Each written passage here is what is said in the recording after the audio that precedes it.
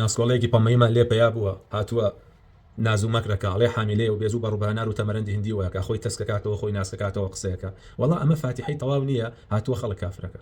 ێ باش ئەگەر خەڵک خۆی کافر بێ پەیوەندی چێ بە فاتیحەوە ئەسڵەن لە ساڵەوە نۆی کوردی ئێمە بە مەلاکانیشەوە وەکیشان هەیە لە خوێندنەوەی قورئانە بەتایبەتی لە لەحنی خەفیە کە هەڵەیەکی تەجویدیە کە مانای قورئانەکە مانای وشەکە ناگۆڕێ هیچ کێشێکی تیان نییە و بڵێ وەڵا نوێژەکە بەتاڵە بێتەوە یا قورئانەکە نابێ بخوێنرێ باشترێکە کە تۆ بتوانانی بە تەجوید و قورئان بخوێنی بەڵام تۆ ئەوە ناتوانانی لا یکەلیف الله نفسا إلا وسعها تەواو لەو زیاتر ناتوانانی ئەسڵەن زۆری مەلاکانی ئێمە ناتوانن پیتی ضۆ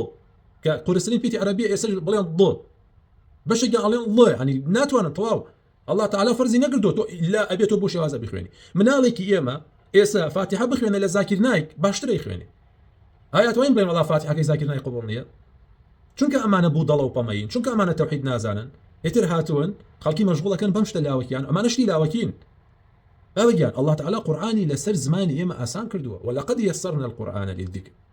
ئێمە قورآنمان ئاسان کردووە قورآن بۆ ئەوە هاتووە ئێمە بیخوێنین و عملی پێ بکەین بەڵام ئەگەر تۆ بڕۆی بەس قورآن فێربی بەس تەجوید فێربی بەبێ ئەوەی بزانی ماناکەی چی بەبێ ئەوەی شوێنی بکەی و کاتە کەسێکی مشریک و لێ دەرەچی بۆچی سۆفی و قەبر پەرستەکان 5 ساڵ 10 دانە ساڵ لە حوجرەکانە قورآن خوێنن بەڵام بە کۆتایی هەر مشریکە بن هەر قەبرە پەرستن ئەبنە مەلایەکی ئەلمانی نازان تەوحید ولا و بەڕاشێ نازان عەقیدە چی بۆ ینی بۆ ینی تۆ بینی کابرا لە حوجرەیەکە 10 ساڵە 15 ساڵە پێگەی و دوای هەر مشریکە عبدالله کوڕی عمر ڕضا ڕحمەتی خوای لێبێ جندوبی کوڕی عبدالله حذيفة كوري يمان وزوريني زوري صحابة برزكان بدأ بيجون دبي كوري عبد الله كقريته أفرمي أما جنجانك بين لخدمتي بيغمبري خاص صلى الله عليه وسلم رسول الله صلى الله عليه وسلم إيماني فيري إما كل بيش قرآن لبيش إيمان وتوحيد وعقيدة في الكردين لدواي أو إما قرآني بيروز مع خويند وبخويندني قرآني بيروز إيمان ما زيادة كرد براجان أم إسلامات توحيد بيش تجويد توحيد بيش تجويد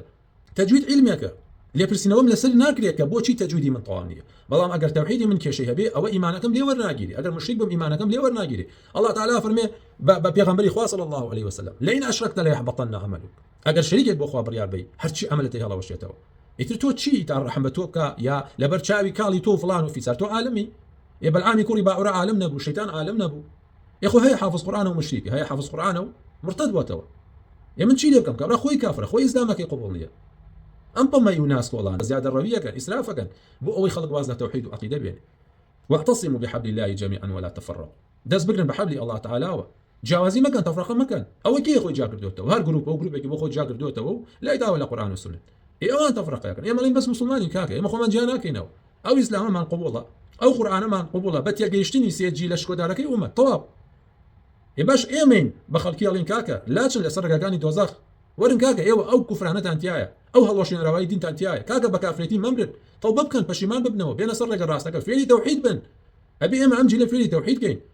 اجنا تخوا كسي توحيد بزانه بانجيش خلقيه قابو ديمقراسي اتش دم داب ديمقراسي قال لك بس شاوي ده صلاه مشي بيت وقبر برسي شيني ام حزب او حزبك به خوي جاك ولا مسلمانه هلوشين رواي دين انتيايا قال لي كردستان بويلياتو شكون توحيديني شكون عقيديني يا طاغوتيش اگر تو قرآن لبركي اگر تو پیش بركي بكي بلبركردني قرآن وبصوت خوشي وبقراءات وبو بزم رزمه ايه او تو خلادي تو كطاغوت او كان الله كان يكات خدمتك بلام اگر تو عمل بقرآني بيروز بي ايش بكي بقرآني بيروز او ادقري ازاني شنك ازاني ايش كردن بقرآني بيروز اگر او زوريني او خلق ايشان بقرآني بيروز كردا اسال كردستان اسلام حكم يكرد بلام او خلق ايش ناكن بقرآني بيروز تي ناكن فقيهك ددانا صار فيني تجويد فيني نحو صرفيا كان بلام لا قرآن قد تناقة هي سودينية قرآن خونيته سودينية ما بجن الله تعالى فرمي ولقد يسرنا القرآن للذكر إما القرآن من آسان كردو لسر زمان قرآن آسانا والله برا إنسان قال بيخونيته قرآن آسانا بوش وازي بيخونه كأتواني بيغمر خواه فرمي صلى الله عليه وسلم هلك المتنطعون تياتشون بو أماني كزياد لحد روحن لاشتكانا نابي تو زياد لحد روحي اصلا كسك القران بهالله اخوانيته وهولا دار راسي كاته ودو اجيب وهيك بيغمبري خواه فرمي صلى الله عليه وسلم دو دانا اجرك اوي كمان هو باجرك اوي كقراني بيروز اخواني طبعا بدس كان قصنا او بهالله اخوانيته بلام هو دار راسي بكاته اي ام طمي ومشركانا هاتون بون بشيطان وين لخلق كردو خلق ترسل لو القراني بيروز بخوانيته بو اترسل لوي كقراني اخوانيته لما ناقيت يجيشتن او كاتا سحري امانه بطاله بيته او كاتا او خلق بو روشنا بيته امانه مسلمانين امانه مشركين امانه هم خوينا اخواننا هم خلقي شاترسن قال طبوا خلقها كان بو اما كاكم بيان صاله فيري تجويد يقبو ام تجويد فير بو او انك القران تيبكا بو قال طب كاب خلقي بو قال طب كاب التوحيد بو او بم تجويد خلق مشركاته اما جواز ياك بو هتا او قال نقريته بو التوحيد هتا او قال فيري ايمان وتوحيد نبي بهم قرآني لبر بكل كناية أقدر حافظ قرآن بي كعملي بينك إيه تو مشرك وكافري شيء بكم يعني بكل كتوناية كاكا وإسلام سنوري كي هي أقدر كسك لو سنورة درشي هر كسك بكافر طواب بولا سنوري درشي أما بيوتين نواقض إسلام هلوشين روي إسلام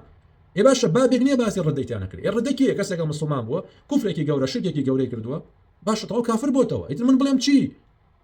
يعني كافر بنوا حكمي لسر بني آدم حكمي شرعي لسر بني آدم أي من ولا أبرا لسر شيء بني آدم مسلمان برامة مسلمان أجر زيناج بكا بلان في حلال نبي هر برامة هر مسلمانة بلان ككسر كفر بكا مرتد بيته أو كاتب بيته كافر فما يجيان أم دينيتو دينك طمعية دينك أمريكية زور جواز لو دينك رسول الله نبي صلى الله عليه وسلم رسول الله صحابة برزكاني فيري توحيد كردو كفيري توحيد من كفيري ولا أبراء بن كفيري توحيد الربوبية وتوحيد الألوهية وتوحيد أسماء والصفات بن كفيري توحيد حاكمية بن أو كانت زور بأساني القرآن تيجي بخوي نوي قرآني بيروز أو كانت درجة إيمان الزيادة بلام أم طميانا نلا قرآن كتيجان نازع عن توحيد وعقيدة وإيمان شيء بويا أوا مشرك بنو بويا أوا بانقشي خلقي كان بو إكوا مشرك بنو بويا ما كان كلمة كافر قالطة بآيات الله تعالى معاذ الله عليه بآيات الله تعالى قصي قور درود لسو بمعنى كشي أو بميانا لا أو يتوليتي ناقي بوش ليتي ناقي بو ما كون شيء يا كافر طواو كافر بو تو قالطة بقي بيك آيات بدروب خيدو تو كافري يكفر مدي صحيح بدروب خيدو تو كافري يخو كافر بنو شاخو جويني كاكا يعني اگر كسر نواقض كان دين هلا شنو كان دين اشنا دي شارزابي بي طواو اساي تو زاني يعني كسر كاكا تو دكتوري كان خوشگیت لا تو زانی جورا کانی نخوشی زانی یک سگ سخت سر نخوشگی علی تو ام جورا نخوشیته چون تو شارزای اگه کسی که شارزای به بهلوشن رو کانی دین یک سر زانی کسی که در نواقض دینی تبع پیاله لکه تو لبر ام نواقض دین کافری وازی لی بنا پشیمان برا شاتمان بنا با مسلمانی بابا کافرتی نبری او جوازك اي ام او توحيد بيش تجويده اگه درمن ام خاله زور گرنگ ام خالی جاکرويه مشرك وقبر پرست و گور پرست و ديمقراطي خواز و قميكان مشغولته نكن بزياد لحد تجويده بەڵێ قورآن بێ بە تەرتیل بیخوێنی بە جوانی بیخوێنی ئەو پەڕی هەوڵی خۆت بێ بەڵام زیاد لە حەد خۆ مەشغوڵکردن بە تەجویدەوە وات لێیەکە ئەچیتە ئەو قاڵبەوە کەوا ئیتر گاڵتە بە خەڵکی بکەی کە فێر بووی بە خەڵکی فۆکسی خەڵکی جەخەتکردنەوەی خەڵکی لەسەر تێگەیشتن لە قورآن لابەری ئەوەیە جیاوازی نێوان ئێمە و ئێوە